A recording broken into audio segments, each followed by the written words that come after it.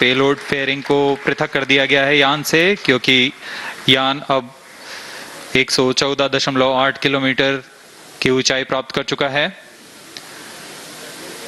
इस चरण का कुल प्रज्वलन काल 200 सेकेंड होता है और इस दौरान यह करीब 1600 किलो न्यूटन का प्रणुद उत्पन्न करता है। We are 220 seconds past the launch time. Current altitude is 135 kilometers. In the 200 seconds of its operation, the L-110 stage carries the rocket up to 175.5 kilometers altitude and imparts a relative velocity of 4.18 kilometers per second. That is 250 kilometers every minute. L-110 stage performance normal. LVM-3M4 rocket का द्वितीय चरण पूर्णतः सामान्य निष्पादन करते हुए इस चरण में कुल 113 टन के तरल नोदक भरे जाते हैं।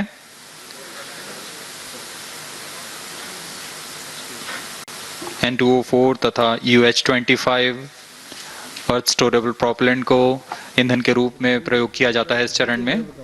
तो ये तस्वीरें इस वक्त आप देख रहे हैं चंद्रयान 3 जो लॉन्च हो चुका है। चंद्रयान 3 के लॉन्च होने के साथ भारत कैसे उस इतिहास की रचने की तरफ भी आगे बढ़ चुका है, जहां वो सॉफ्ट लैंडिंग के लिए जो पूरी तैयारियां थी उसको आगे बढ़ाते हुए उस क्रम को अब आगे बढ़ाने का सिलसिला शुरू हो चुका है, क्योंकि साउथ पोल पर भारत इकलौता पहला ऐसा देश होगा जो इस चंद्रयान 3 के जरिए लैंडिंग के साथ इतिहास भी रचेगा। 50 दिनों के बाद चांद पर वो लैंडिंग होगी, क्योंकि लैंडिंग रोवर ये सब एक्टिवेट किए जाएंगे। लॉन्चिंग के साथ जो आगे की प्रक्रिया है वो होगी, लेकिन बहुत महत्वपूर्ण दिन, वो दिन जिसका इंतजार 2 साल पहले से हम कर रहे थे। चंद्रयान 2 के बाद जो फॉलो अप मिशन था उसको सक्सेसफुली पूरा किया गया और ये लॉन्च हो चुका है, जो शायद सुचारिता हम सब स्टूडियो में मौजूद थे और हमारी दिल की धड़कनें भी उसी तरह से बढ़ी थी। जो साइंटिस्ट थे वो तो मौजूद थे वहां पर, लेकिन हम लोग भी सोच रहे थे, हमने भी क्रॉस खड़े हो गए थे। ही वाज अब मेजर प्रे कर रहे थे। आप क्या कर रहे थे आप? क्योंकि वो एक्साइटमेंट जो है वो आपके चेहरे पर था, एक्साइटमेंट से ज्यादा एक नर्वसनेस थी। और ये जो लीड कर रही है सुचारिता डायरेक्टर, वो है इस वक्त तस्वीरों में हम दिखा रहे हैं ऋतु संधाल जी को इस वक्त दिखा रहे हैं, जिन्होंने लीड किया इस पूरे इसको मिशन को।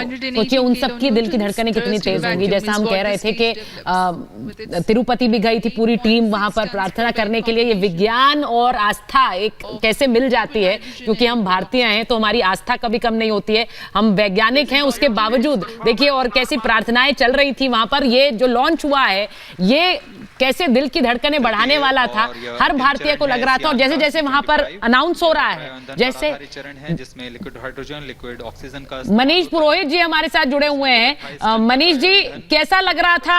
आप वहां पर सुन रहे होंगे, हम यहाँ पर लाइव देख रहे हैं, आप सुन रहे हैं। सारी स्टेजेस के बारे में भी जानकारी देते जाते हैं कि किस तरह से ये चंद्रयान का जो लॉन्च है ये आगे बढ़ रहा है। थोड़ा बताइए हमें भी, जिससे हम उस टेक्निकल भाषा से दूर थोड़ा समझ पाए आसानी से।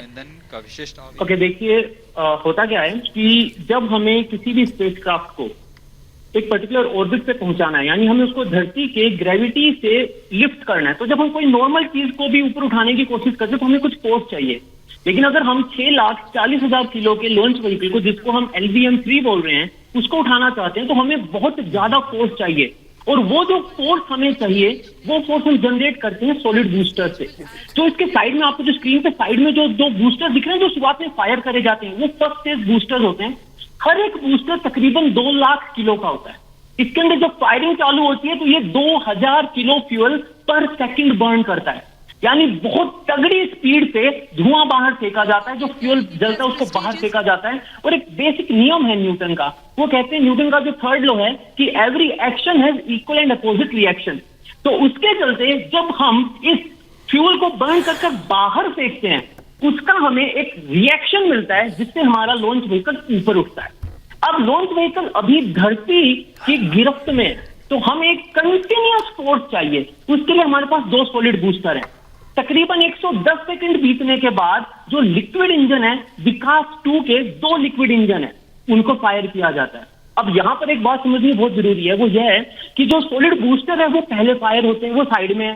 बीच में जो विकास इंजन है वो अभी फायरिंग नहीं कर रहे हैं, उसको अभी इग्नाइट नहीं किया है। तो कहीं ऐसा तो नहीं होगा कि सॉलिड बूस्टर से जो फ्लेम्स बाहर निकल रही हैं वो हमारे विकास इंजन के जो नोजल हैं आपने देखा होगा ना, 2 नोजल होते हैं, तो जो रॉकेट की नोजल है उनको कहीं वो डिस्टर्ब तो नहीं कर देंगी, क्योंकि अगर ऐसा हुआ तो हमारा तो पूरा मिशन जो है वो तो खतरे में आ जाएगा। तो इसरो ने क्या करा, ठीक बात है ना कि बहुत ही किफायती सॉल्यूशन निकालते हैं ना हम, तो इसरो ने क्या करा, एक नोजल क्लोजर सिस्टम बना दिया कि भाई शुरुआत में जो हमारा विकास इंजन है वो फायर तो होगा नहीं, अब उसको जो बूस्टर से बाहर निकल रहा है, जो फ्लेम हाई एनर्जी जो निकल रही है, जो हाई टेम्परेचर से एग्जॉस्ट हो रहा है, उससे हमने हमारे विकास इंजन को बचाना है, तो हमने क्या करा, एक क्लोजर सिस्टम लगा दिया। थोड़ी देर बाद उस क्लोजर सिस्टम को हटाते हैं। आपने सुना होगा ये बार बार है ना अनाउंस कर रहे थे कि successful, first stage separated, second stage ignited. Second stage को पहले इग्नाइट कर दिया जाता है, इससे पहले कि जो फर्स्ट स्टेज के जो बूस्टर्स हैं उनको अलग करें। अब बूस्टर्स को अलग कैसे किया जाएगा, तो भाई उसके लिए एक सिंपल सी चीज होती है कि बूस्टर्स जो कनेक्टेड होते हैं ना जिन पॉइंट्स पे, वहां पर कुछ मोटर्स लगी हुई होती है, मान लो छोटे रॉकेट्स लगे होते हैं पायरो, तो 3 ऊपर 3 नीचे दोनों साइड, और उनको हम ब्लास्ट करते हैं तो वो जो बूस्टर्स हैं वो अलग होकर साइड में गिर जाते हैं, और वो फाइनली आके जो ओशन है उसमें गिर जाते हैं, और हमारी सेकंड स्टेज जो इग्नाइट हुई वो आगे लेके चली जाती है। सेकंड स्टेज का जो रोल है वो है एक पर्टिकुलर किलोमीटर पर सेकंड की स्पीड तक हमें लेके जाना, तकरीबन 4-4.5 किलोमीटर पर सेकंड। लेकिन असली बूस्ट जो है वो क्रायो स्टेज देती है।